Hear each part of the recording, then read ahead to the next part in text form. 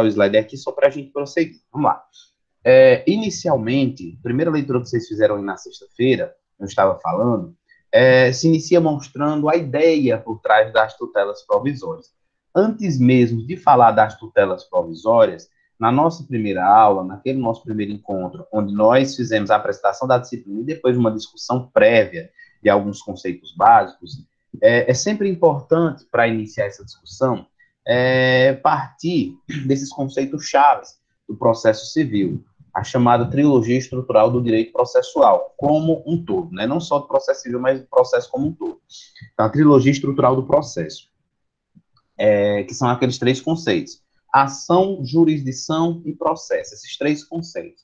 Então, de uma forma bem rápida aqui, só para a gente adentrar no estudo da tutela, a gente parte da seguinte ideia. Vamos lá. O indivíduo tem supostamente um direito que ele entende que é seu violado.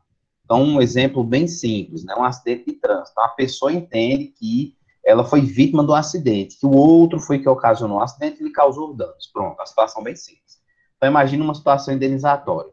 Esse indivíduo que acredita que o seu direito material foi violado, ele pode, obviamente, buscar socorrer ao Poder Judiciário para ver o seu direito satisfeito.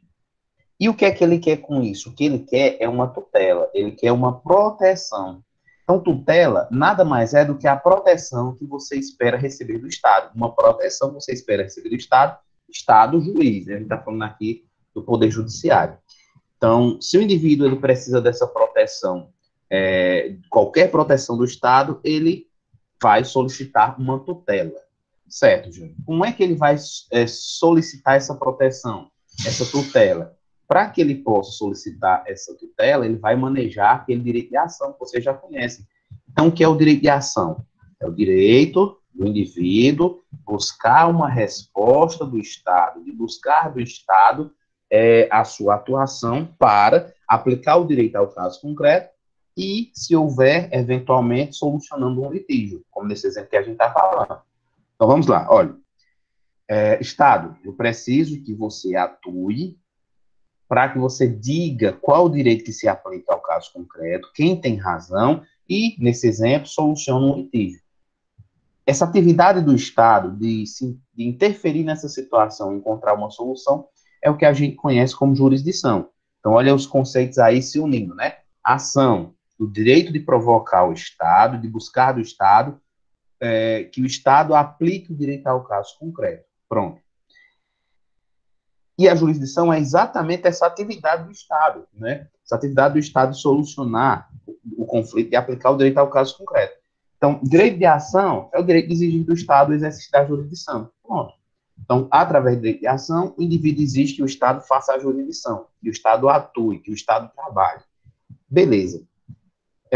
Só que o Estado, para que ele exerça essa jurisdição, ele vai passar por uma série de etapas, uma série de atos esses concatenados, ligados entre si, atos sequenciados, organizados, e ao conjunto destes atos é o que a gente vai, pelo menos do aspecto objetivo, chamar de processo. Então, processo é um instrumento, é um mecanismo através do qual o Estado vai fazer a jurisdição. Então, os três conceitos se ligam. Então, a ação, o direito de um indivíduo que entende que teve o seu direito material violado, exigir que o Estado atue, exigir que o Estado faça jurisdição. Jurisdição é a atividade do Estado, exatamente de interpretar a lei aplicando ao caso concreto e, eventualmente, solucionar o litígio. E o processo vai ser a forma como essa jurisdição vai se desenvolver. A jurisdição ela vai ocorrer através de uma série de atos, através de relações jurídicas estabelecidas entre autor, réu, juiz, etc. Pronto, isso é o processo. A gente está só relembrando esses conceitos básicos aí. E, por fim, o que é a tutela? E de onde vem a ideia de tutela? Tutela é um conceito simples. Tutela, a gente pode, resumidamente, conceituar como proteção. Pronto. Tutela é a proteção que eu quero do Estado. E onde é que eu vou conseguir essa tutela? Bem, eu vou conseguir essa tutela através do processo, né? Através do processo, o Estado vai fazer a jurisdição e vai, ao final do processo, geralmente ao final, conceder ou não conceder aquilo que eu quero, conceder ou não conceder aquela proteção, aquela tutela, certo? Então, daí a gente consegue diferenciar o que é tutela e o que é processo, né? Tutela sendo essa proteção, sendo essa intervenção que você quer do Estado, e processo sendo esse mecanismo através do qual o Estado vai fazer a jurisdição e vai indicar aquela proteção ou não, né? Vai fornecer aquela proteção ou não. Se ele julgar improcedente, ele não vai conceder nenhuma tutela. E daí a gente vem para essa primeira classificação da tutela, para a gente ir chegando, né, nesse conceito de tutela provisória. Então, a gente faz duas espécies de classificação de tutela. Primeiro, a tutela levando em conta o que você quer, quanto ao que você pretende, e segundo, a tutela se classifica quanto à sua definitividade. Então, vamos para a primeira situação.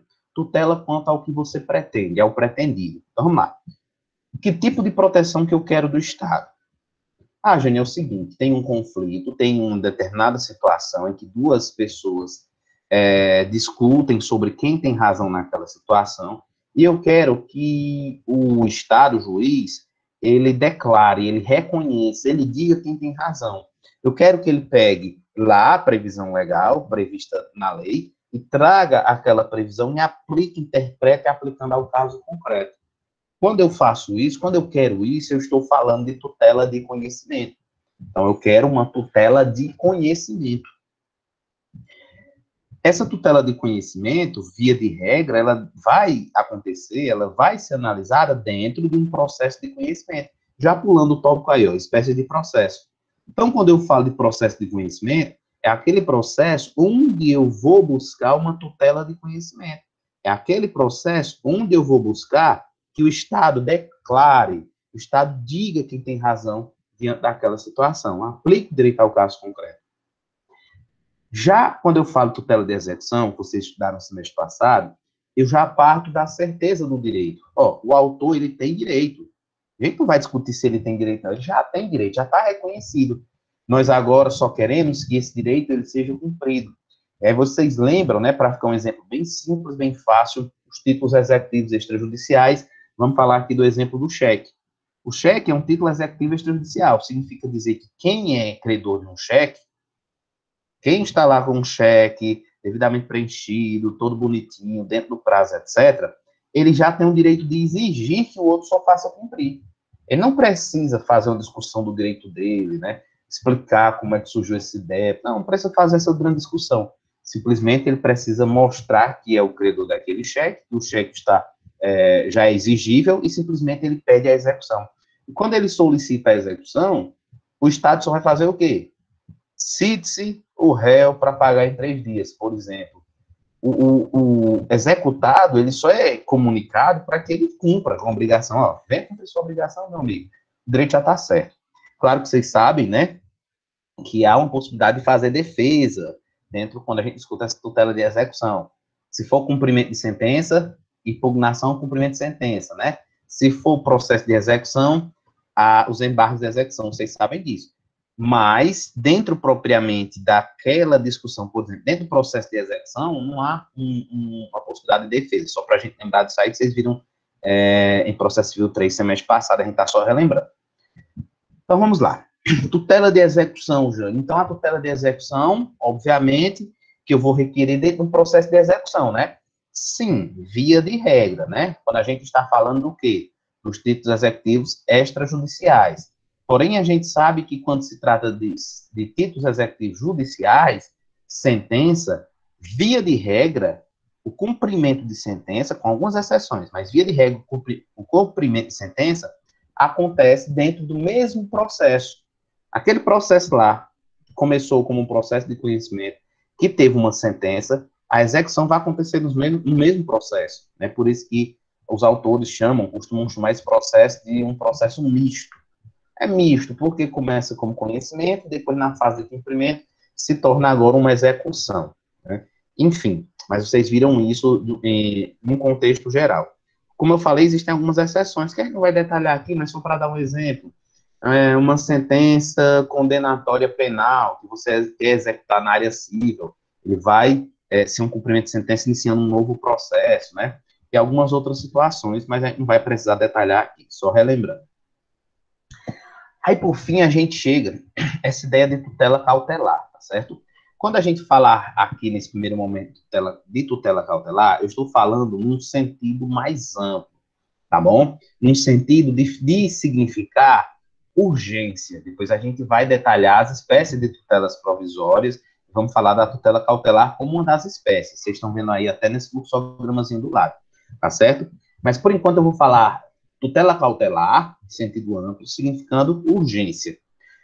Quando eu falo em tutela cautelar significando urgência, eu estou falando o seguinte: olha, aquela pessoa, aquele indivíduo que está solicitando essa tutela cautelar em sentido amplo, essa tutela de urgência, ele quer uma proteção temporária, ele quer uma proteção urgente dentro do processo em virtude de alguma circunstância excepcional.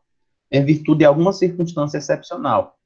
Olha, imagine, é uma situação de vida ou morte, é uma situação que eu pretendia fazer determinado atendimento médico, só que a gente está vendo muito isso agora, por exemplo, nessa situação aí, né, do Covid.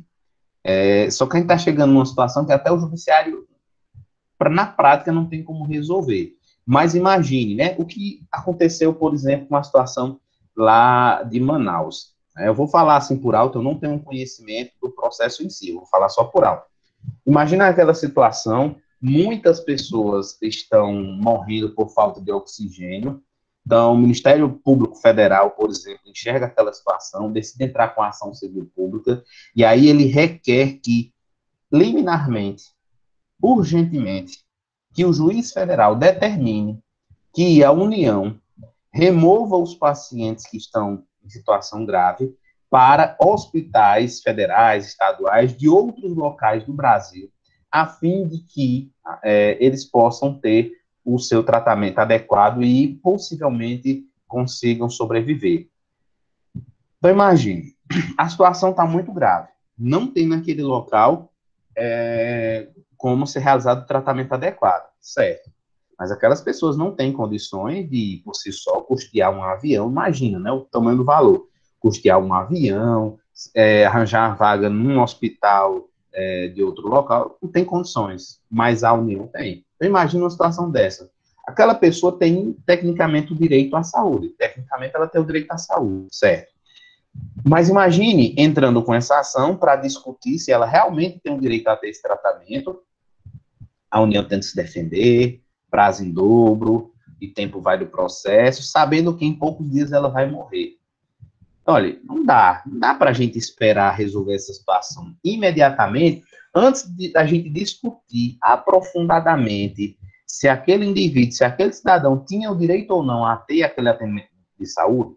Antes da gente discutir isso, eu já quero que, urgentemente, para evitar um dano maior, seja concedida essa sua remoção para tratamento em outro local.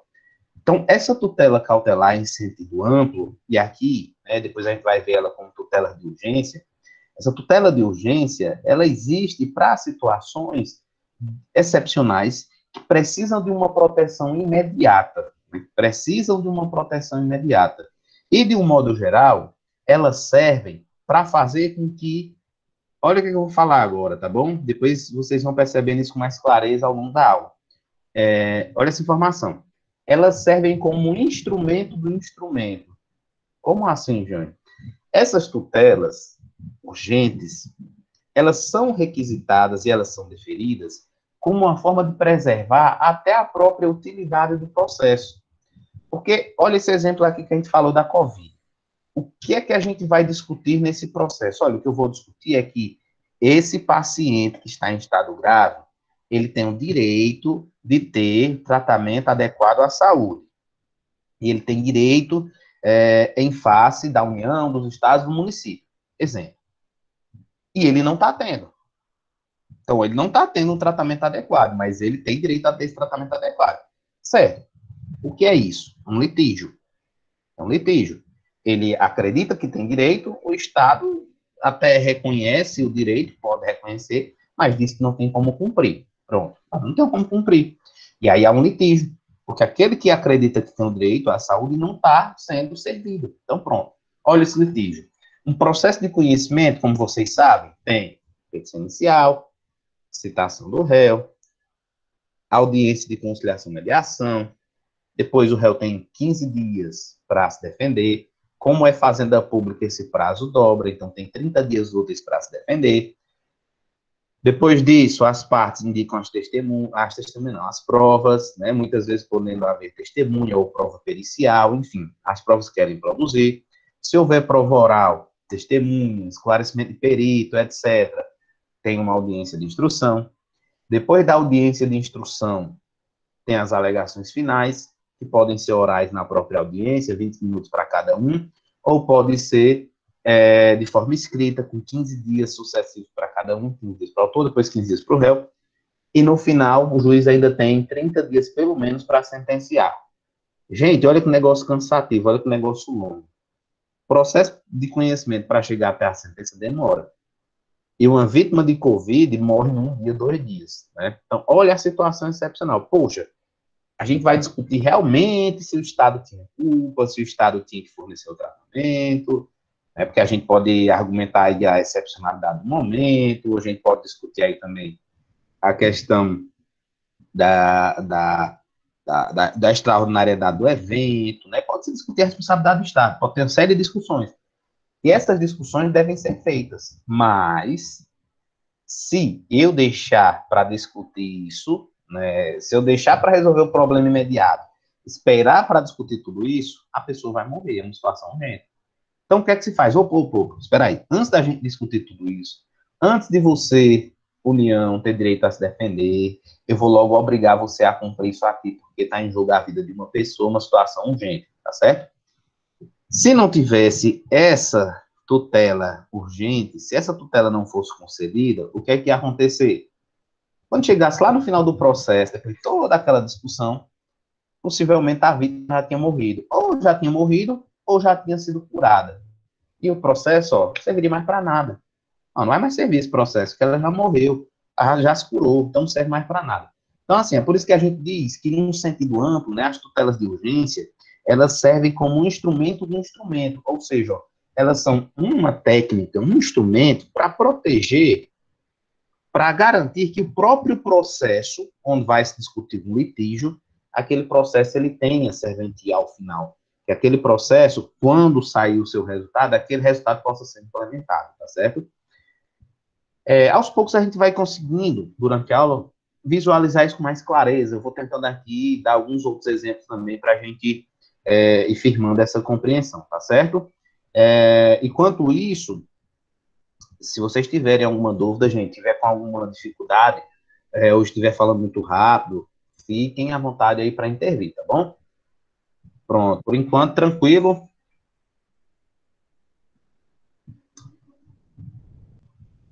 Vamos aqui avançando.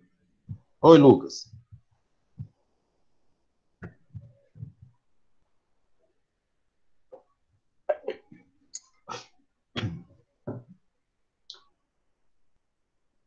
Pronto, Lucas de Gênio, eu queria entender melhor, né? Eu queria entender bem esse instrumento do instrumento. Não entendi. Vamos lá. Parte da seguinte ideia. O que é o processo? O processo é um instrumento a serviço do Estado para que o Estado faça a jurisdição. Não é isso que a gente conceitou lá no início. Então, ó, o processo vai ser o instrumento através do qual o Estado vai conduzir ali para tentar resolver aquele problema, indicar uma solução para a pessoa e fazer o que a gente chama de jurisdição, quer dizer, o direito para aquela situação, certo? Da mesma forma, a gente diz o seguinte, olha, a tutela cautelar, no sentido amplo, significando tutela de urgência, a tutela de urgência, ela é um instrumento do instrumento, ou seja, ela não é um fim em si mesmo. Ninguém inicia um processo somente para pedir a tutela de urgência.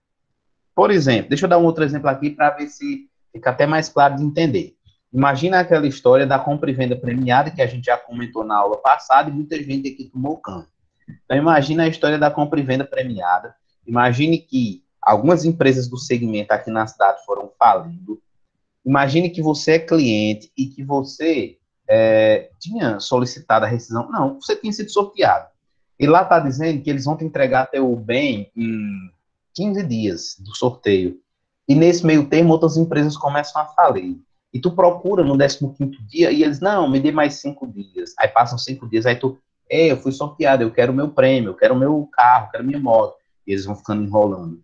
E outras empresas estão fechando. A empresa que você tem aquele plano, né? Aquele consórcio, enfim, não era nem consórcio, era um esquema de pirâmide, né? Na minha humilde opinião. Enfim, então imagine.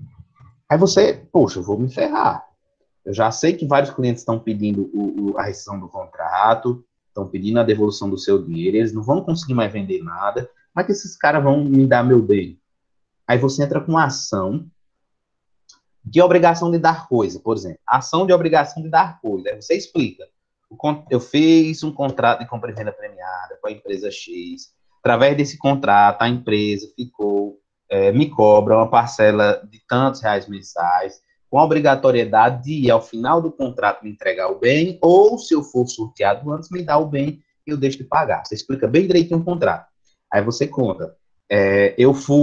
Então, eu vim pagando as parcelas, fui sorteado. No contrato dizia que eu tinha 15 dias para receber. Ao chegar no prazo de 15 dias, os mesmos não cumpriram com o contrato. Não cumpriram com o estabelecido no contrato, me pediram mais 5 dias e eu concedi. Passado mais 5 dias, não cumpriram, estão me negando o cumprimento, estão adiando, estão inadimplentes. E aí você requer do juiz que seja a empresa condenada a dar coisa certa, a entregar o carro para o qual você foi sorteado. Essa é a sua ação, beleza. Só que, como a gente já falou aqui, o processo de conhecimento vai demorar. Você fez sua petição, a empresa vai ser citada, vai ter uma audiência de conciliação e mediação, marcada pelo menos daqui a 30 dias. Vai ter 15 dias depois úteis para essa empresa se defender. Você sabe que o processo vai demorar. Enquanto isso, a vida não para. Enquanto isso, essa empresa está perdendo mais clientes, essa empresa, de repente, pode fechar as portas, os sócios, de repente, começam a tirar os bens do seu nome para não responder por nada, e você fica com medo de ter o prejuízo, não fica? Poxa, se você esperar o final desse processo, vamos lá, 1 ano aí, vamos ser otimistas, o processo vai durar só 1 ano. Chegar no final desse 1 ano, eu vou tomar cano, porque talvez eu ganhe, mas não leve. É por isso que a gente diz que a tutela cautelar em sentido amplo, a tutela de urgência, ela se torna um instrumento do instrumento. Por quê? A partir do momento em que você pede, por exemplo, ali, excelência, a ação é essa, mas liminarmente eu quero que seja ordenado o bloqueio de bens da empresa. Eu quero que liminarmente torne disponível dinheiro que tenha em conta bancária. Quando você faz isso, e o juiz está lá, aí o juiz encontra dinheiro na conta bancária da empresa, aí ele bloqueia. Vamos supor que o veículo que você foi sorteado seja um valor de 40 mil. O juiz encontrou esses 40 mil e bloqueou. Está lá aquele dinheiro, aquele dinheiro bloqueado, aqueles 40 mil. E esse bloqueio foi em virtude da tutela cautelar em sentido amplo que você pediu. Essa tutela cautelar que você pediu. Para que serviu? Serviu para garantir que no futuro do processo, se realmente o juiz entender que você tinha direito a receber aquilo, aquele bem que foi bloqueado, aquele dinheiro que foi bloqueado, ele possa garantir a satisfação do seu direito. Então percebam, não é que naquela hora eu já consegui tudo que eu queria, não. Não. Ainda vai ser discutido no processo realmente se eu tinha direito a exigir aquele cumprimento do contrato, se eu tinha direito a receber aquele carro, e se de repente eu deixei de pagar algumas parcelas, né? A empresa pode alegar isso, por exemplo, né? Então tem uma discussão para ser feita. Mas enquanto se discute o mérito em si, qual o litígio, qual o mérito? Eu quero que um contrato seja cumprido e a empresa não está querendo cumprir. Esse é o litígio, essa é a discussão do mérito. Cumprimento contratual. Enquanto vai se discutir isso no processo, eu já tenho, pelo menos, através de uma tutela cautelar em sentido amplo, eu já tenho como garantir, como assegurar que, se no futuro eu sair vitorioso, eu possa satisfazer meu direito. É como se fosse o quê? Eu estou garantindo que a sentença do juiz que sair naquele processo tenha serventia, que realmente possa ser atendida. É por isso que a gente diz, olha, a tutela cautelar no sentido amplo, essa tutela de urgência, ela é um instrumento do instrumento. Ou seja, ela não é um fim em si mesmo. Ninguém inicia o processo só para bloquear a conta bancária do outro. Não, não tem serventia nesse sentido. Mas quando ela pede aquela cautelar e quando ela é concedida, quando ocorre aquela concessão, ela está garantindo, né, que o instrumento, que o processo tenha utilidade no futuro. Então, é por isso que se diz que é um instrumento do instrumento, tá certo? Não sei se melhorei, Lucas, mas assim, talvez aí ao longo dos outros exemplos que a gente for dando, isso vai ficando um pouco mais claro também, certo? E aí, gente, pronto, e bom. E aí, ó, sim, mas se no caso, se você recebeu uma tutela cautelar, algo que não dá para devolver, algo abstrato, como por exemplo, o caso do tratamento hospitalar, a sua saúde, aí o requerente fica inadimplente, então chega no final do processo, né, esse exemplo lá que a gente está falando do tratamento de Covid. Chega no final, aí o juiz, que já tinha ordenado a transferência dessa pessoa, né, para outro local, para que fosse custeado o tratamento em outra cidade. Aí, meses e meses depois, essa pessoa já está curada. Aí o juiz decide lá no final do processo que, olha, não tinha obrigação do Estado de fazer essa transferência, o Estado não tinha nenhuma obrigação de fazer tudo isso. Mas já foi feito o tratamento. E agora, como é que volta para a situação anterior? Bem, numa situação como essa, vocês vão ver que aquele que se beneficia de uma tutela de urgência, ele tem responsabilidade objetiva pelo ressarcimento dos eventuais danos que a parte contrária sofrer. Nesse caso, a gente pode perceber que o erário, né, a União, os estados, enfim, o Estado, o ente público, ele sofreu prejuízo. Então, a União gastou com transporte aéreo, gastou internando em uma clínica particular, por exemplo, né? Não tinha mais atendimento público, teve que ir para uma clínica particular e a União pagando. Teve gastos. E esses gastos podem ser cobrados, sim, daquela pessoa que se beneficiou dessa tutela cautelar, tá certo? E a gente vai vendo isso também ao longo da aula. Pronto. Quanto à definitividade, primeiro a gente falou de quanto ao pretendido. Jane, antes de tu já passar para esse ponto, tu falou o seguinte: a tutela de conhecimento é concedida no processo de conhecimento. A tutela de execução dentro do processo de execução ou dentro de um processo de conhecimento naquela fase de cumprimento de sentença, né? O processo, na realidade, se transforma em um processo misto. E a tutela cautelar, Jane, ela é concedida dentro de um processo cautelar? Não. Até o Código de Processo Civil de 73, antes desse de 2015, existia a história também, né, esse outro instrumento chamado de processo cautelar. Então, quando o indivíduo tinha uma situação de urgência, ele tinha que iniciar um processo autônomo só para discutir a situação cautelar, só para discutir essa situação de urgência. Então, ele entrava com a ação só para discutir a tutela de urgência, um processo autônomo. Só que no novo CPC, a fim de simplificar os procedimentos, não necessita, não deve, nem necessita, não deve ser em outro processo. Então, se você tem uma situação de urgência para ser resolvida, você deve solicitar essa tutela de urgência dentro do processo em que você vai discutir o problema. Onde é que você vai discutir o método? Olha, eu vou discutir aqui dentro do processo de conhecimento. Então, é dentro desse mesmo processo que você faz o seu pedido de tutela de urgência. É mais simples, é mais rápido e mais econômico, gente. Antes, você tinha que fazer em processos paralelos. Olha que coisa. Exatamente, Lucas. A mesma história da reconvenção. Ficou mais simples. Exatamente. A economia processual. Olha que formalismo, Lucas. Você tinha que ir paralelamente fazer duas ações. A ação em que você discutia o mérito e outra ação só para você discutir a urgência. Que gera o quê? Gera duas custas, né? Tem que pagar duas custas processuais. Gera dois honorários advocatícios, são dois processos. Isso gerava mais gasto, gerava mais perda de tempo. O novo CPC simplificou. Disse, não, ó, você vai pedir uma tutela cautelar em sentido amplo, uma tutela de urgência, você vai pedir isso dentro do processo em que você vai discutir o seu problema. Jane, então quer dizer que eu só posso pedir essa tutela de urgência dentro de um processo de conhecimento? Não. Você pode pedir dentro do processo de conhecimento e pode também pedir dentro do processo de execução, plenamente possível. Imagina essa história do cheque que você vai promover a execução, processo de execução. Mas você já sabe que o devedor está meio que querendo se esquivar do pagamento. Você já ouve, né, já ouviu falar que o cara está querendo tirar os bens do nome dele, está querendo fugir para não pagar.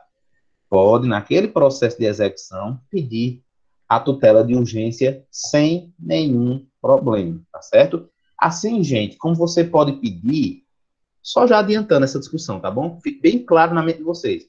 Você pode pedir essa tutela de urgência no início do processo, antes mesmo de iniciar o processo, depois a gente vai falar disso.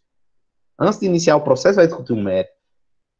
No mesmo momento em que inicia o processo, durante, o juiz pode conceder uma tutela de urgência só na sentença.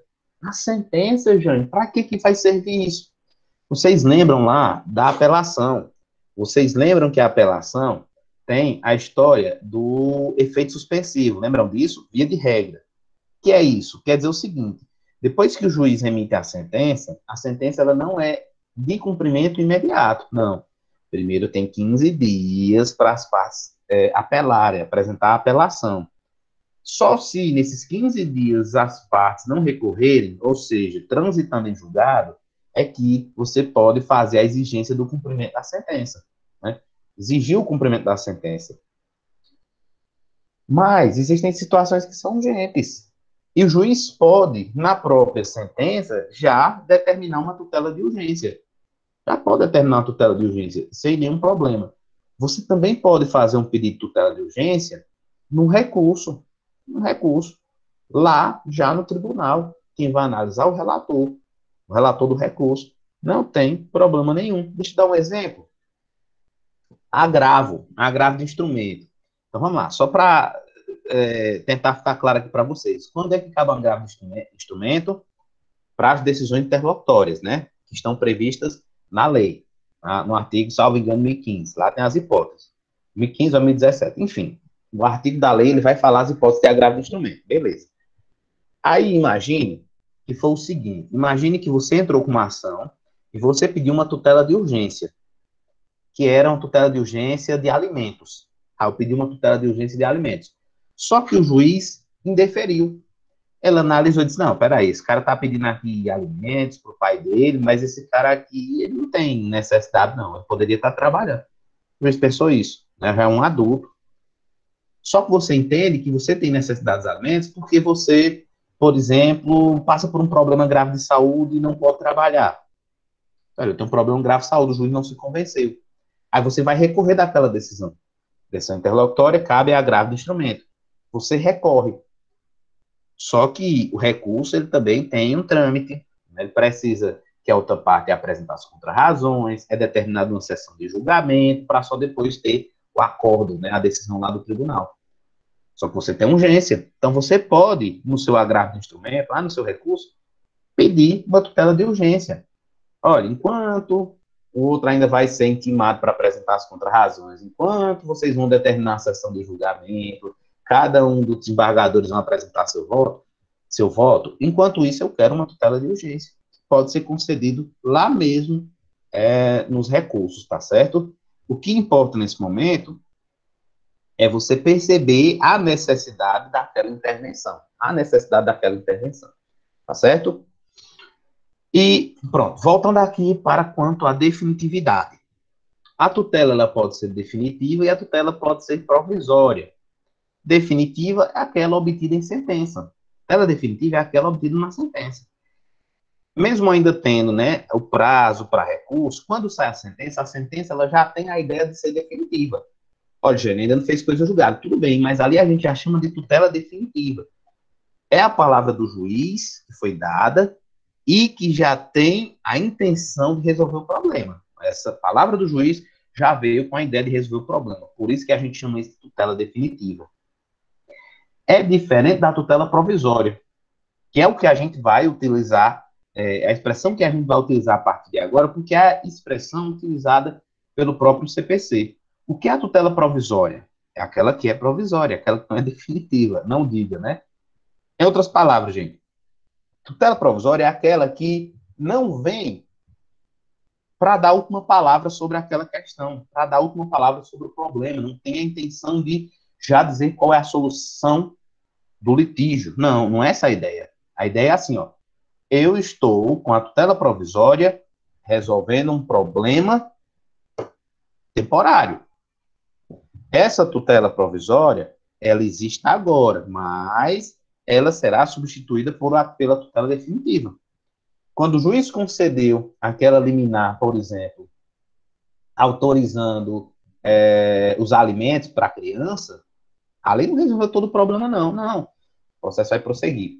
Quando chegar lá no final, o juiz sentencia, onde ele diz realmente se os alimentos foram reconhecidos em favor da criança ou não. Essa tutela provisória que recebeu lá no início do processo, através de uma famosa, muitas vezes, uma famosa liminar, essa tutela provisória, ela vai ser substituída pela solução final do litígio. Então, essa é a diferença da tutela definitiva e provisória, tá certo? O artigo 294 do CPC, ele traz essa classificação, essas espécies de tutela provisória, que é o alvo do nosso estudo nesse mês inteiro aí de aula. Diz assim: a tutela provisória pode fundamentar-se em urgência ou evidência. E aí já traz as duas espécies de tutelas provisórias. Tutela provisória de urgência, aí nesse fluxogramazinho de vocês na esquerda, e tutela provisória de evidência, que a gente vai estudar já aí no final dessa primeira etapa, tá certo? As tutelas provisórias de urgência se fundamentam na urgência, que é o que a gente vem discutindo com muita ênfase aqui, né? Que a gente discutiu com muita ênfase foram situações urgentes. Mas vocês vão ver que nem todas as tutelas provisórias são de urgência. Existem as de evidência. E aí eu vou citar, só depois a gente vai ver uma por uma das situações previstas lá no artigo 311. O artigo 311 traz todas as hipóteses de cabimento da tutela de evidência. Mas eu vou dar só um exemplo para vocês, rápido. Imagine que você entra com uma ação, enfim, postulando alguma coisa, uma obrigação de dar, por exemplo, e você traz uma vasta prova documental do seu direito. Você faz uma boa argumentação, você traz muitas provas documentais em seu favor, então está fortíssimo o seu direito. O réu, quando vai se defender, ele faz uma defesa genérica. Ele faz uma defesa sem trazer nenhuma prova que possa, pelo menos, causar no juiz uma dúvida, né, de que o autor teria razão. Ele olha, poxa, petição inicial tão robusta, com tanta informação, com tanta prova, e a defesa meia boca desse jeito, sem prova de nada, simplesmente nega as coisas de uma maneira mais superficial. O autor, visualizando essa situação, ele pode pedir ao juiz que conceda a tutela de evidência. Olha, vocês perceberam aí a situação? No caso da tutela de evidência, é assim, ó. São 4 hipóteses previstas no artigo 311. Estou citando só uma. Mas as hipóteses que vocês depois, a gente vai estudar e vocês vão perceber, são mais ou menos assim, ó. Na tutela provisória de evidência, a gente tem uma situação em que o direito ele se mostra muito razoável em favor de uma das partes. Então, o juiz, quando olha, ele olha e diz, está muito... É bem plausível que aquela pessoa tem razão. É bem plausível. E se essa pessoa que tem um direito se mostra mais plausível quiser, ele pode solicitar essa tutela provisória de evidência. Já nesse caso, tem algum risco, tem algum perigo? Não. Não tem risco, não tem perigo. Pode ser uma situação tranquila. O que acontece é que, em uma das hipóteses do artigo 311, um indivíduo se mostra como plausivelmente titular daquele direito e ele já pode requerer essa tutela provisória de evidência, tá bom? Depois a gente vai estudar como funciona, vamos estudar todas as situações das tutelas de evidência, tá bom? Por enquanto, vocês ficam com a ideia. Já na tutela de urgência, tem a situação de perigo. Tem a situação de perigo, né? E é a partir da situação de perigo que ele faz esse pedido dessa proteção provisória, dessa tutela provisória. As tutelas de urgência, elas podem ser de duas modalidades. A tutela provisória de urgência cautelar ou conservativa e a tutela provisória de urgência antecipada ou satisfativa. Vocês estão vendo também no fluxograma. Oi, Mayara. Era sobre a tutela de evidência, mas o senhor falou que vai explicar posteriormente, então eu vou aguardar. Não, mas se você quiser, a gente já pode conversar rapidamente, porque Vai demorar um pouco para chegar Eu até queria lá. saber se a regra da irreversibilidade também se aplica à tutela de evidência. A regra da irreversibilidade, né? Então, já já a gente vai falar sobre essas características das tutelas de urgência, e uma delas que você lembra é a da irreversibilidade. É aquela ideia. Se, de repente, você entende que, se o juiz entender que, concedida a tutela de urgência, ela, porventura, se torne irreversível ao final do processo, ele não deve conceder, né? Caso a pessoa que foi beneficiada, vamos lá, o juiz concede uma tutela de urgência, regra da irreversibilidade, no início do processo. Deixa eu dar um exemplo, uma demolitória. Uma pessoa entra com a ação e já pede liminarmente uma demolição de alguma coisa. Chegando no final do processo, imagine que o juiz perceba que a pessoa que conseguiu a liminar não tinha direito. Poxa, já era. Como é que agora vai construir tudo de novo? Vai ser um novo prédio, não é o mesmo prédio. Então, olha, é irreversível aquela decisão.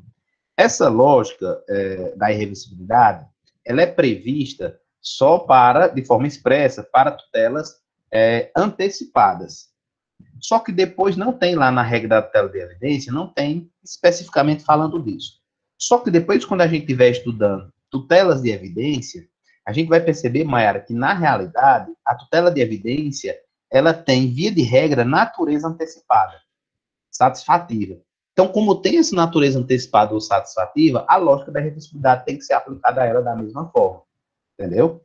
Mas aí já é bem, vamos dizer, já é uma pergunta que você está fazendo, já mais avançada, e talvez alguns ainda não compreenderam bem o que é essa discussão. Só que, já quando a gente falar das características, aí vai ficar mais claro. Mas já lhe respondendo, a tutela de evidência tem que se aplicar, porque a natureza dela em si é de antecipada. Então, né, falando aqui das espécies de urgência. A de urgência, ela pode ser cautelar ou conservativa e antecipada ou satisfativa. Mas você vai ver que a evidência, ela geralmente é antecipada. Mas ela pode também ser cautelar. Mas guarda essa informação. Depois a gente estuda isso para não confundir nossa cabeça. Vamos começar a urgência. A urgência pode ser cautelar ou conservativa, antecipada ou satisfativa. Vou tentar aqui, em alguns minutinhos, explicar o que seria essa cautelar. E a cautelar a gente já está falando no sentido estrito, tá bom, gente? Vou tentar aqui explicar para vocês o que seria essa ideia de cautelar ou conservativa e antecipada ou satisfativa. Eu gosto muito de uma metáfora utilizada por eu não sei qual é o professor, gente. E aí, quem já assistiu essa aula aí, depois pode dar os créditos, tá bom? Aí me interrompe, é professor tal. Eu acho que é o Didier que utiliza essa metáfora, sabe? Eu acho que é o próprio Didier, mas eu acho bem interessante essa metáfora, que ele diz assim, o autor, se é o Didier ou não, diz assim, olha, a tutela cautelar é como se fosse uma situação em que você imagina uma carne, imagina você comida, vamos falar de comida, coisa boa. Então já tem um monte de gente com fome, vamos falar de comida. Imagine aquele bifão de filé, pronto, filé, bonitão, para quem gosta de carne, eu não gosto, do jeito, eu não como carne vermelha, mas enfim, imagina aquele que gosta de um bifão, coisa mais linda do mundo, sangrando ao ponto, enfim, eu adoro. Então pronto, imagina o seguinte, você quer comer esse bifão gigante aí no final de semana. Ah, Jane, a situação está muito difícil. Guarda aqui a carne para comer no momento certo. É a situação de crise. Eu quero comer esse filé, Jane, no sábado. Eu quero fazer um churrasco com essa carne no sábado. O que é que você vai fazer com essa carne? Para aguentar chegar até sábado. Você vai pegar essa carne, né, essa sua picanha, esse seu filé, e você vai guardar lá no seu freezer. Para que ela fique congeladinha, né? Para que ela fique resfriada, não estrague, e quando chegar lá no seu bendito fim de semana, você tirar aquela carne, descongelar e fazer seu churrasco. Essa é a lógica. Mas vamos imaginar da mesma forma que você está com fome agora e tem que comer agora. Você vai pegar aquele filé e você vai fritar aquele filé para você comer imediatamente. Mal comparando, né? Sei que essa metáfora ajuda vocês também, mas eu acho ela interessante. Mal comparando, essa seria a ideia de uma tutela cautelar e de uma tutela antecipada ou satisfativa. A cautelar seria como essa ideia de você colocar no freezer. Colocar no freezer para comer depois. Pense na situação em que você processa um devedor, esse devedor, ele está possivelmente se esquivando do pagamento, você está com medo de não receber, né, o que você tem direito. Aí você entra com ação de cobrança contra ele, certo? Entrou com ação de cobrança. Você já ficou sabendo que essa pessoa é desonesta e que está tirando o patrimônio do nome, que está se desfazendo do que tem. Você, com medo de ficar no prejuízo, lá no início do processo, você solicitou uma tutela de urgência. Através dessa tutela de urgência, você pede que os bens daquela pessoa, seja procurado bens imóveis, e que os bens que forem encontrados, eles se tornem inalienáveis. Que congele aqueles bens, ou que, se encontrar alguma conta bancária, que aquele dinheiro seja bloqueado. Para quê? Para que no final, quando o juiz entender que você tinha o direito material, quando o juiz entender que realmente ele que devia te pagar, aquele dinheiro ou aquele bem que vai garantir, né, o pagamento, esteja lá guardadozinho e no final possa ser utilizado por você. É como essa história de congelar carne. Na realidade, talvez eu tenha direito a fazer um churrasco no sábado, né, por ver se eu tenho direito ou não. Vai depender aí de uma série de fatores. Mas se chegar lá no sábado e a minha mulher deixar eu fazer o churrasco, né? E ainda mais nesse tempo de pandemia, só se for com pão de casa. Deixar fazer o churrasco, aí eu vou pegar a carne, pegar aquela carne e vou fazer o churrasco. Então, a partir do momento que foi concedida aquela tutela cautelar, você garantiu que no futuro você pudesse exercer o seu direito material. Então, coloca no congelador. Depois, realmente, se eu tiver direito a fazer o churrasco, se eu tiver direito ao direito material, eu tenho como aquele direito material ser cumprido. Então, essa é a ideia da tutela cautelar, gente. Já a tutela antecipada ou satisfativa, olha os nomes, cautelar ou conservativa. Conserva o direito material. Antecipada ou satisfativa, ela já satisfaz inicialmente o que você, teoricamente, só teria direito ao final. Não estou entendendo, Jânio. Vamos falar dos alimentos. Uma criança vai entrar com ação de alimentos contra o pai. Autor criança, pai é o réu. Qual o litígio? Alimentos. Criança precisa de alimentos e o pai se nega a dar, espontaneamente. Direito material discutido é esse. Mas vocês sabem que uma ação, qualquer ação de conhecimento, demora um certo tempo. Então, não é razoável a gente esperar até a sentença, um processo que vai durar aí 1, 2, 3 anos, para que só com a sentença transitada em julgada, né? Pode ter recurso, etc. Só com aquela sentença que o pai fica obrigado a pagar os alimentos. Então, nesse caso, é solicitada uma tutela provisória de urgência antecipada ou satisfativa. Por que antecipada ou satisfativa? Antecipada. Eu estou antecipando no início do processo o que eu só teria direito depois da sentença. Eu já estou satisfazendo um direito que só seria satisfeito depois da sentença. Então, estou trazendo para agora, no momento da tutela provisória, o usufruto, a utilização, a satisfação, o cumprimento desse direito material, que eu só poderia ter essa satisfação após a sentença. Então, teoricamente, essa é a diferença, né, da cautelar para antecipada. Na cautelar, aquilo que é concedido apenas resguarda o meu direito, se eventualmente eu tiver direito, no futuro. Mas eu não vou ficar utilizando a coisa, não vou ficar recebendo nada por enquanto, não. Tá lá, congelada a carne no freezer. Na antecipada ou satisfativa, opa, peraí, corta logo, eu tô com fome agora, vamos lá fritando.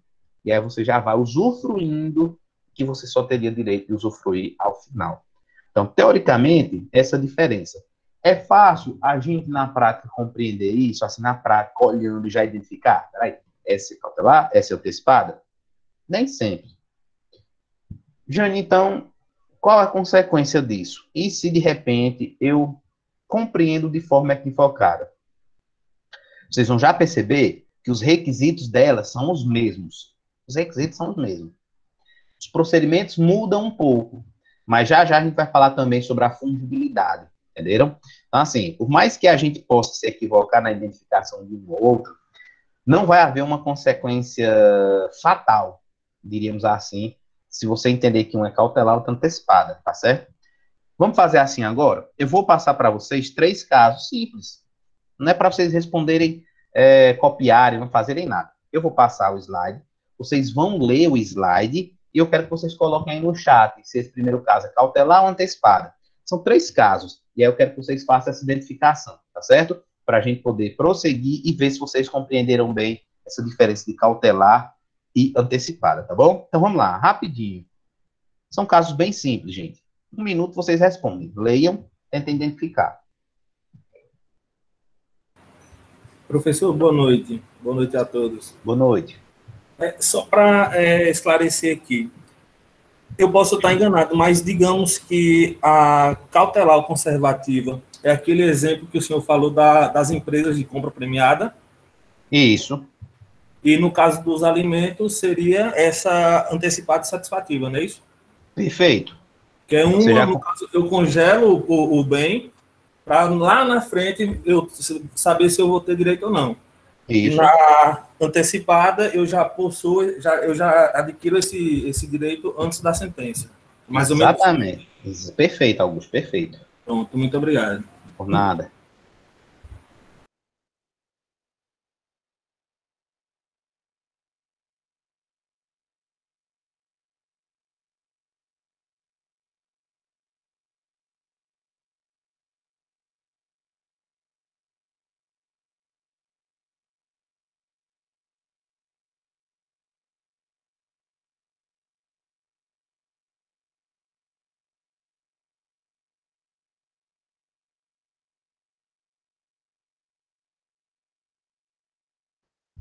E aí, gente, o primeiro caso é cautelar ou antecipada?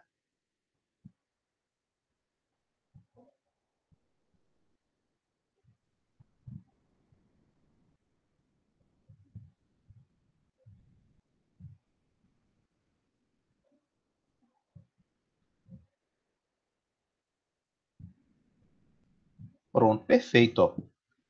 Abraão vendeu a Moisés seu carro, cujo pagamento foi acertado para acontecer em 12 parcelas mensais, cada qual no valor 3.000. Após pagar 10 parcelas, Moisés suspendeu o pagamento, alegando que o carro havia sido furtado.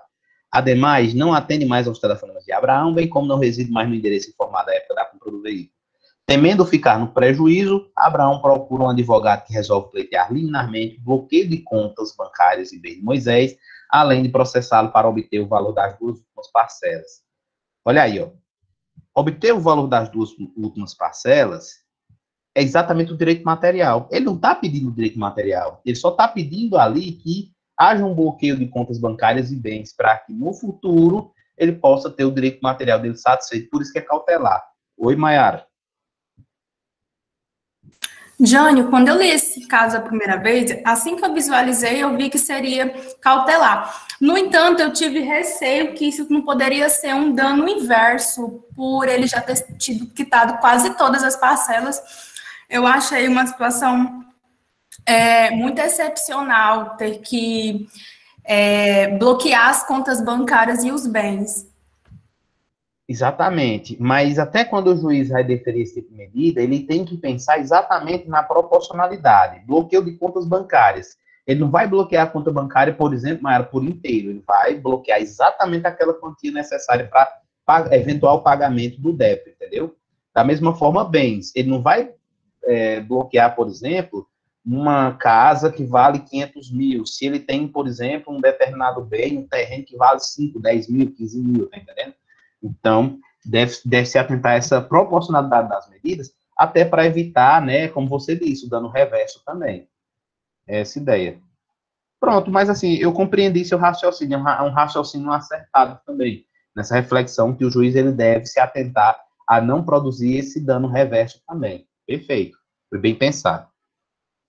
Assim, de um modo mais tranquilo, vocês identificaram o que é cautelar, né? Todo mundo pensou na cautelar e identificou fácil.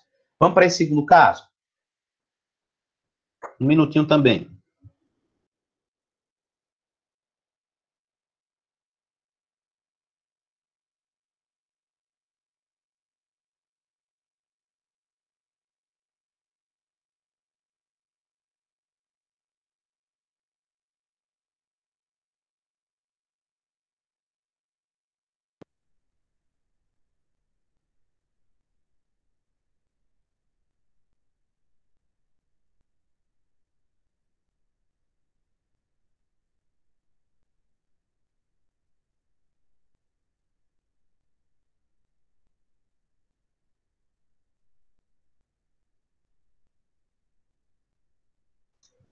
Sibeli, Maiara, Samara, Priscila já foram visualizando. Não tem muita dificuldade, né, quando a gente fala de alimentos, porque o que ele está pedindo, ó, é exatamente se identificar. Olha, gente, o que ela está pedindo agora é alimentos, e no futuro o que ela quer é indenização pelos alimentos perdidos. Então, ó, ela está antecipando, trazendo para agora, no processo, o que ela só receberia ao final. Então, de fato, né, é uma situação e a gente percebe muito bem, Carlos Augusto já tinha percebido também antes essa situação. Então, assim, é mais fácil da gente identificar também, não é isso? Agora vamos para a terceira, ver se essa terceira consegue causar um pouquinho mais de dúvida.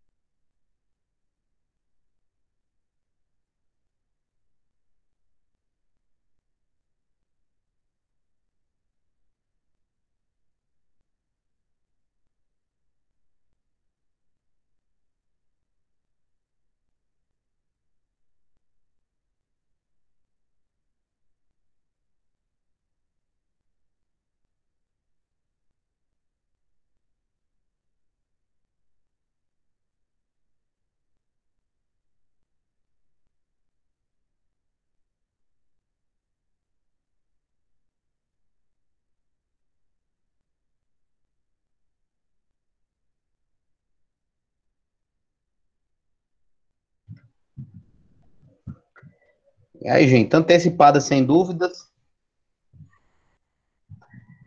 Ó, o Zama recebeu carta de cobrança da empresa de telefonia fixa Linhas Quentes, alertando que, caso não pagasse a termo, teria o seu nome incluído no serviço de proteção ao crédito, né? Como nunca tinha contratado o serviço da referida empresa, não realizou o pagamento, tendo o seu nome negativado. Resumindo, ele estava sendo cobrado irregularmente e o nome dele foi incluído no SPC ou Serasa. Após procurar um advogado, ele resolveu requerer uma tutela liminar para retirar o seu nome do cadastro na inadimplência. E quanto ao mérito, requereu a declaração de existência do débito, bem como indenização por danos morais. A medida requerida pelo Zama isso é uma situação muito comum de acontecer, para quem vai advogar, por exemplo, na área de consumidor, né? Cobrança de débitos inadequadamente, né? Então, é muito comum isso acontecer. Então, o indivíduo, ele ingressou com a ação para que, no mérito, o juiz dissesse que ele não devia, reconhecesse que ele não devia e que ainda condenasse a empresa a pagar danos morais. Porém, ele pediu, em sede de tutela de urgência, em sede de tutela provisória, para evitar que o nome dele continuasse sujo, né, prejudicando a reputação dele, etc., ele solicitou que o nome dele fosse retirado dos cadastros de devedores.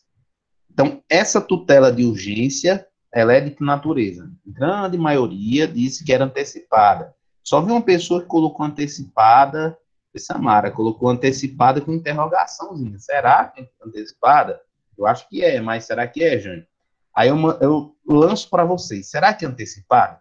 Como é que eu sei se é antecipada? Essa tutela de urgência que ele está pedindo coincide com a tutela requerida ao final, mesmo que seja parcialmente, não precisa ser completamente, mas mesmo que seja parcialmente, ou não tem nada a ver? Vamos lá. Quando o juiz tira o nome dele do SPC, no final ele estava pedindo para o nome dele ser tirado do SPC. O que ele pede ao final é para que seja retirado o nome do SPC? Não, né? Lucas diz não, gente. O que ele está pedindo é declaração de inexistência do débito e indenização pelos danos morais. Então, essa é a questão. Tem algumas pessoas que, ao ler esse caso, entendem que aí se trata de uma cautelar. Sabe por quê? Porque o que ele está pedindo no final do processo não é para que o nome seja retirado no SPC. No mérito, o que ele está pedindo é para que o juiz reconheça que ele não deve, declare que ele não deve, e danos morais. Já a tutela de urgência que ele está pedindo é diferente. Está pedindo que tenha o nome dele retirado do SPC e com isso evite que ele venha sofrendo mais outros danos, né? Que ele continue a sofrer os danos. Então, tem pessoas que vai dizer que isso é uma tutela cautelar. Vocês concordam ou não concordam? E por quê? Mais ou menos. E sabe por que, Mayara, você está duvidando? Você está dizendo, não, Jânio, mas eu não concordo muito, não. Sabe por quê? Porque assim, qual a consequência do fato do juiz reconhecer que você não deve? É o perigo de dano tem, Cris. Agora, qual é a consequência do juiz dizer lá no final do processo que ele não deve? A consequência é que ele não pode ter o nome dele escrito no SPC. Não é isso? Então, é uma consequência. Então, assim, ó, a partir do momento em que o juiz, no final do processo, diz que ele não deve, a consequência é que ele não pode ter o nome do SPC. Então, indiretamente, a tutela de urgência que ele está pedindo está antecipando o que ele só teria direito no final. Porque lá no final o juiz vai dizer, olha, você não deve, então como você não deve, seu nome não pode estar no SPC, né? Então, quando o juiz, ele já antecipadamente, ele concede a retirada do nome, então ele estaria antecipando os efeitos que você receberia na sentença. Então, por isso que para outras pessoas, isso é uma tutela antecipada. Esse é um caso que eu disse a vocês, é um caso simples, na prática é muito simples, não tem bastante coisa simples, corriqueira no dia a dia, mas é um caso que pode gerar dúvida na interpretação, se é uma tutela cautelar ou se é uma tutela antecipada. Porque, de fato, quando a gente olha de uma maneira mais aproximada, então vamos lá. Como é que eu sei se é cautelar antecipada? Eu tenho que ver se a tutela final que ele quer e a tutela de urgência que ele quer coincidem de alguma forma. Se há coincidência, nem que seja parcial, é uma tutela antecipada. Se não há uma coincidência, se aquela tutela de urgência, aquela tutela provisória que ele está pedindo, apenas serve para guardar, para conservar um eventual direito que seja reconhecido no futuro, aí é uma tutela cautelar. Né? Então é por isso que essa situação, ela não apesar de ser no caso a caso, não gera. Você vai atender vários casos desse jeito na vida, quem for advogar na área do consumidor, e não vai ter dificuldade, não vai se perder no que é que tem que fazer. Porém, quando a gente parte para essa análise mais teórica, digamos assim, de entender se aquilo é uma tutela cautelar ou uma tutela antecipada, pode gerar uma confusão na interpretação, tá certo? Mas é como eu disse a vocês, né? Isso, na prática, é perdoável. A fungibilidade perdoa a interpretação. O que a gente não pode é se equivocar de uma maneira muito grosseira. Tanto que os dois primeiros casos, vocês acertaram, todos acertaram, sem nenhuma dificuldade. Então, todos vocês enxergaram sem dificuldade o que era um, que era outro, muito claramente. Nesse terceiro, todo mundo também foi para um caminho só. Eu é que quis aí trazer a dúvida para vocês. Gente, será que é de jeito mesmo? Mas na primeira leitura vocês encontraram uma saída. Não é isso? E depois eu fiz uma reflexão para mostrar a vocês que algumas vezes essa interpretação ela não fica tão clara, diríamos assim. Pronto. E para a gente começar a encerrar a nossa aula aqui, eu vou falar do que vocês... Eu acho que vocês viram esse tema aqui já na segunda-feira, na leitura da segunda. Eu vou falar dos requisitos e das características para a gente poder encerrar, tá bom? Primeiramente, sim, antes de eu começar, de eu avançar, tranquilo? Alguma dúvida? Tem algum ponto que vocês querem que eu repita, esclareça?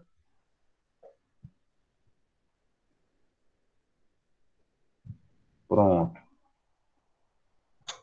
Então, beleza. Então, vamos prosseguindo aqui, né? De qualquer forma, ao final, eu já posto lá a aula também gravada, tá bom? Vocês fiquem à vontade aí de me procurar. Pronto. Cris pergunta, Janil, se o advogado errar, o que é que acontece? É exatamente essa situação, Cris, que gera eu acho que está no próximo slide, mas eu vou logo avançar. Ó, fungibilidade, ó, que a gente vai já falar da fungibilidade. Por mais que o advogado erre, já a gente vai falar, vai ler o artigo, mas por mais que o advogado erre, na prática, em virtude da urgência, como é uma situação urgente, a lei, ela ignora essa falha, entre aspas. Ela diz assim, olha, se você vai pedir uma tutela cautelar dizendo que é uma antecipada, ou antecipada dizendo que é cautelar, o juiz ele deve ter o bom senso de receber aquilo e adequar o procedimento correto. Ele tem que ter esse bom senso. Por quê? Porque o que está em prioridade aqui é a situação de urgência. Lembra lá da fungibilidade recursal que vocês viram no sexto semestre? A fungibilidade recursal, ela é extremamente, eu vou utilizar uma palavra aqui bem popular, remosa, né? Se é que alguém sabe o que é remosa. O que é remoso? É algo bem assim, cheio de detalhezinhos, cheio de frescurinhas. A fungibilidade recursal, ela quase não acontece. Se você vai propor um recurso, um recurso ordinário, por exemplo, e, em vez disso, chama de apelação, seu recurso pode estar tudo fundamentado corretinho, pode estar bem bonitinho, mas seu recurso, ele não vai ser aceito. Por quê? Porque você errou o tipo de recurso. Ah, mas a ideia não era a mesma? Não era mudar a decisão? Era. Concordo contigo. Só que só se permite uma fungibilidade de recurso, ou seja, só se permite que você erre o recurso em si, se tiver uma dúvida razoável na jurisprudência, se tiver uma discussão sobre aquele tema na doutrina, se realmente existir alguma coisa que justifique o erro. Se você errou simplesmente porque você não tem conhecimento do direito, um bom conhecimento do direito processual, seu recurso, ele não é analisado. Mas aqui, essa lógica, ela não acontece. Por mais que você, advogado, tenha cometido um erro grosseiro, você chamou os alimentos provisórios de tutela cautelar. É um erro grosseiro, porque é fácil identificar. Se a gente fizer esse conceito, né? Tutela antecipada e cautelar, é fácil a gente identificar que alimentos é antecipado. Mesmo assim, o juiz ele vai prosseguir com a análise, adaptando o procedimento correto. Por quê? Porque aqui a prioridade é resolver a situação de risco, a situação de perigo, e não a extrema formalidade, tá certo? Então, na prática, esse é o resultado. Jânio. Oi, John.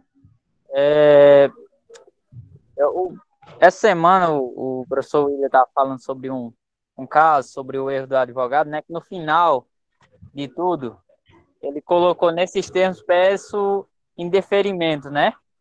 Na petição inicial dele. Nesse caso, aí o professor lá falou, né, que o juiz realmente indeferiu o pedido dele. Porque no final ele estava pedindo isso. Como é que fica nesse caso? Assim, é uma coisa óbvia que ele errou, né? Foi um erro. Aí, John, muito interessante a sua pergunta, sabe por quê? Porque o Código de Processo Civil, ele diz, inclusive, o seguinte, que os pedidos, eles devem ser analisados dentro de todo o contexto. O que é que o Código de Processo Civil está querendo dizer com isso? Está querendo dizer o seguinte, olha, mesmo que o indivíduo argumente, está lá argumentando tudo corretinho, está dizendo tudo corretinho, e quando chega no final, ele esquece de fazer um pedido, ou ele faz esse pedido de uma forma equivocada, pela boa-fé processual, cooperação e boa-fé processual, o juiz tem que interpretar isso, né, entendendo que ele cometeu um erro. Então, no meu ver, essa decisão do juiz, ela não foi adequada com os princípios que o novo CPC ele quer, enfim, priorizar, como boa-fé, como cooperação, porque todo ser humano sabe que a pessoa que faz uma petição inicial, ela quer pedir alguma coisa. Então, se ela faz tudo certo, né? Eu não sei se tinha algum defeito, mas imagina, João, o cara coloca lá, portanto, requer que o réu seja condenado a fazer isso, requer que seja condenado a isso e isso. Aí, quando chega no final, diz, nestes termos, pede indeferimento. E o juiz se atrela só essa palavra indeferimento e julga contrário, ele não está sendo nada colaborativo, ele não está agindo de boa fé. Né? Então, assim, entendo que o juiz aí errou e errou feio dentro do que o novo CPC prioriza. Se fosse no antigo CPC, eu ia dizer, não, meu amigo, no antigo CPC só priorizava a literalidade das coisas. Se ferrou. Mas não é bem esse o espírito do novo CPC, por isso que eu entendo que o juiz não foi aí muito justo, muito colaborativo, né? Mas, assim, a gente fala pelo que a gente escuta, né? Em 30 segundos você falou, mas ninguém sabe quais eram as nuances, né, da petição, o que é que tinha mesmo, se tinha mais algum vício grave. Então, essa é a situação, né? Minha opinião. E aí, gente, ó, e a gente vai entender isso, do que Cris perguntou, até pelos requisitos das tutelas provisórias. Os requisitos, seja da tutela provisória as de urgência, viu? Seja da tutela cautelar ou da antecipada, são exatamente os mesmos. Quais são? Fumus boni iuris e periculum in mora. Olha o que é que diz o artigo 300. A tutela de urgência será concedida quando houver elementos que evidenciem a probabilidade do direito, que é a fumaça do bom direito, que é o fumus boni iuris, e o perigo de dano ou risco ao resultado útil do processo. Perigo de dano, olha, perigo de dano, tem um dano que a pessoa pode sofrer, ou risco ao resultado útil do processo. Aquela história que eu estava falando para vocês, imagina aí aquela história do débito, né? Imagina, se o juiz não conceder logo um bloqueio de bens, depois de 3 anos, essa empresa vai ser condenada, essa empresa nem existe, os bens não existem mais, os sócios sumiram. Então, para que vai servir aquele processo, né? Então, esse perigo de dano ou risco ao resultado útil do processo é o que a gente chama de periculum in mora, certo? Deixa eu só fazer um esclarecimento aqui sobre esse fumus boni iuris e periculum in mora. Essas duas expressões sempre foram as expressões utilizadas pela doutrina e pela jurisprudência para falar dos requisitos da tutela cautelar lá no CPC passado. Tutela cautelar e tutela antecipada, no CPC passado, eram os mesmos conceitos que a gente fez aqui, mesmo conceito, mesma ideia. Só que os requisitos eram diferentes. A tutela cautelar, ela se satisfazia com essa fumaça do bom direito. O que é uma fumaça do bom direito? Olha, há indícios, não são provas concretas. Né? Assim, há indícios, há indicações que mostram que talvez essa pessoa que está pedindo a tutela provisória, ela tenha razão. Fumaça do bom direito. Já quando eu falar de tutela antecipada, no antigo CPC, dizia prova inequívoca da verossimilhança. Prova inequívoca da verdade. Parece uma verdade. Você tem que ter uma prova muito forte de que, muito provavelmente, você tinha um direito e suas alegações eram verdadeiras. Na prática, né, isso ensejava uma certa dificuldade de manejo, porque às vezes o juiz se amarrava nessa prova inequívoca da verossimilhança, e se não tivesse muita prova robusta, documental, já no início do processo, para você conseguir aquela tutela de urgência, você não conseguia, né? No antigo CPC. O novo CPC, gente, não faz mais essa diferença.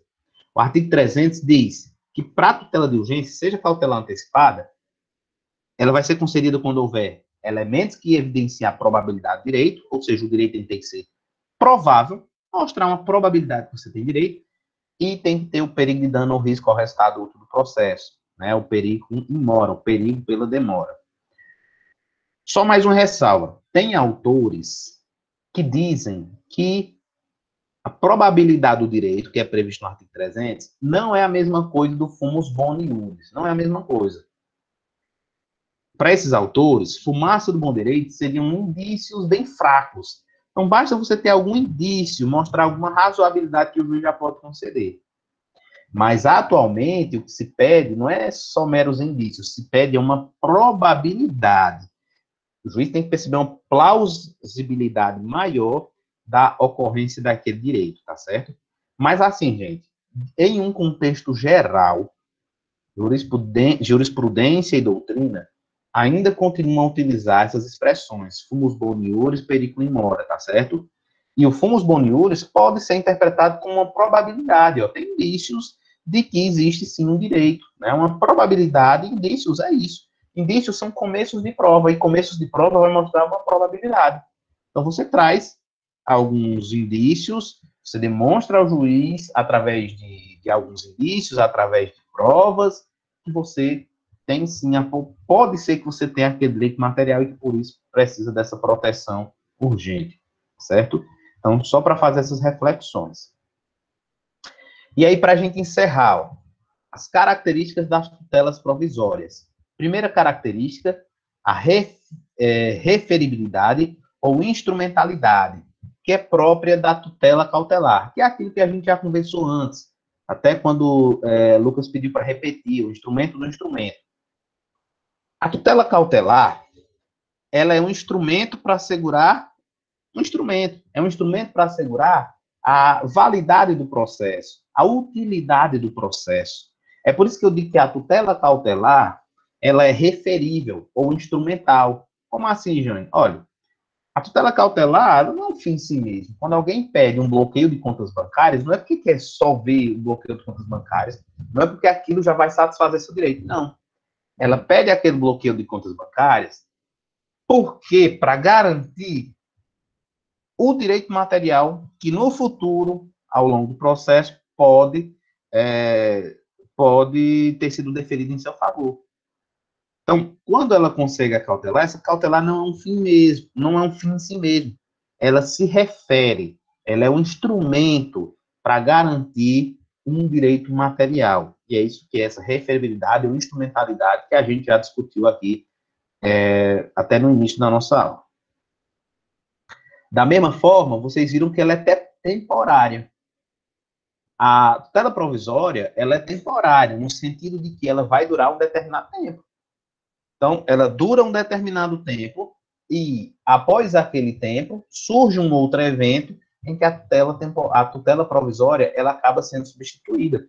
Então, vamos lá. O juiz concedeu o bloqueio de contas bancárias do devedor no início do processo. Aquele bloqueio vai durar até o momento em que ele for condenado, o réu for condenado ou absolvido. Vamos supor que ele seja condenado. Beleza. Então, aqueles bens que estão bloqueados vão servir para pagar e satisfazer o direito do autor. Vamos imaginar que o réu ele foi absolvido, foi julgado em procedentação. Então, aquele dinheiro, aquelas contas foram bloqueadas, são desbloqueadas e acaba com a tutela provisória. Ela nasce para durar um certo tempo. Tem um autor, né, que é bastante festejado, Ovídio Batista, que ele busca diferenciar as expressões provisório de temporário, tá bom? Ele diz assim, ó, provisório é alguma coisa que sempre vai ser substituída por uma coisa definitiva, e temporário é aquilo que vai ter uma duração de tempo. Aí ele faz uma crítica, que as tutelas provisórias não são provisórias, mas são temporárias. Enfim, mas aqui a gente não vai fazer essa discussão, porque é uma discussão muito técnica e desnecessária do ponto de vista mais prático e que, nesse momento, não nos é útil. Mas, quando vocês fizerem leitura, provavelmente vocês devem ter visto essa discussão que ele faz lá, tá certo? Outra coisa, sumariedade e cognição. Isso aqui é interessante, ó. Quando o juiz vai analisar se concede ou não a tutela provisória, ele analisa aquilo de forma sumária, ou seja, de forma relativamente superficial.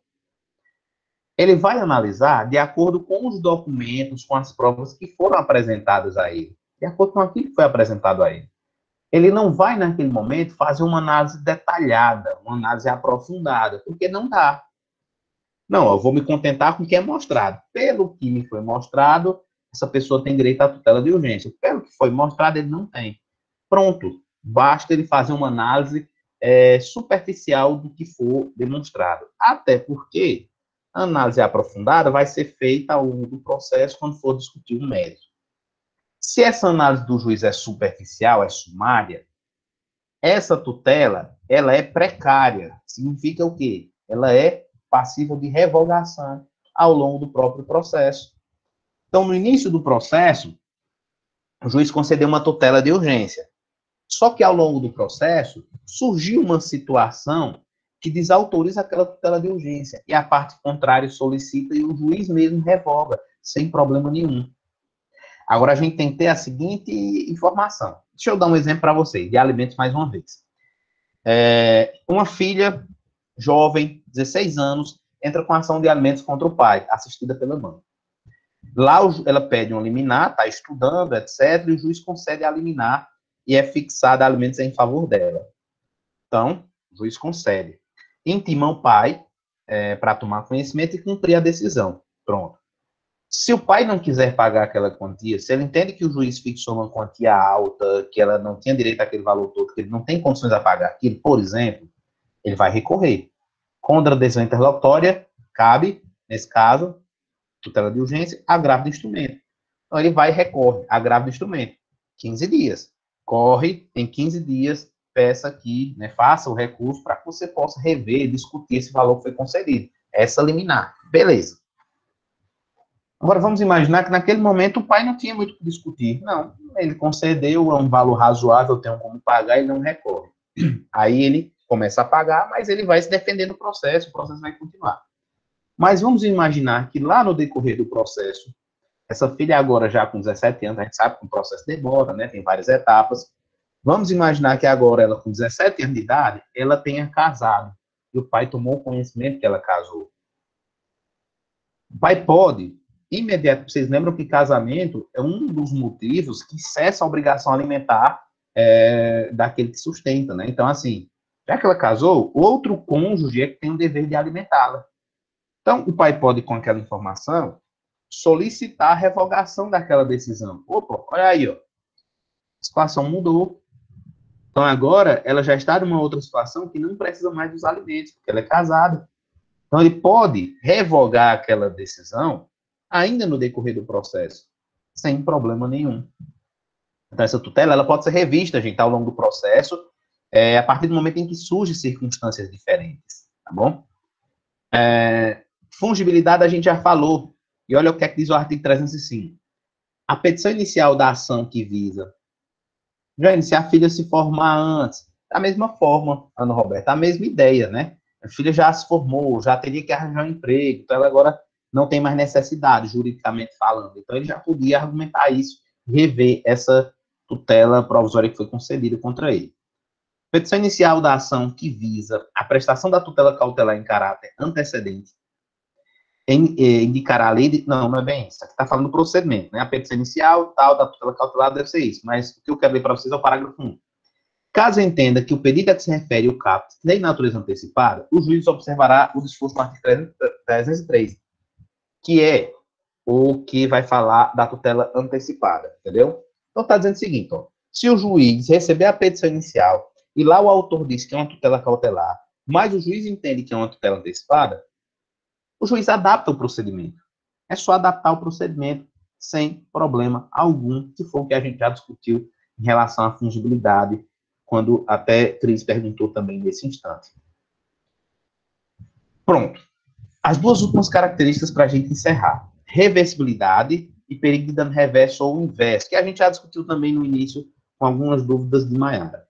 O artigo 300, parágrafo 3º diz, ó, a tutela de urgência de natureza antecipada, ou seja, se aplica essa ideia aqui, a tutela antecipada, não a cautelar, não será concedida quando houver um perigo de irreversibilidade dos efeitos da decisão. Irreversibilidade dos efeitos da decisão. O que é isso?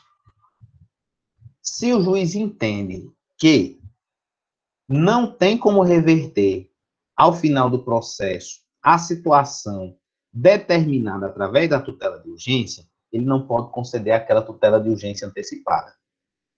Então, deixa eu dar um exemplo de uma demolitória, que até eu falei no início também. Imagine, o indivíduo entra com a ação buscando a demolição de uma construção feita pelo vizinho, uma construção irregular.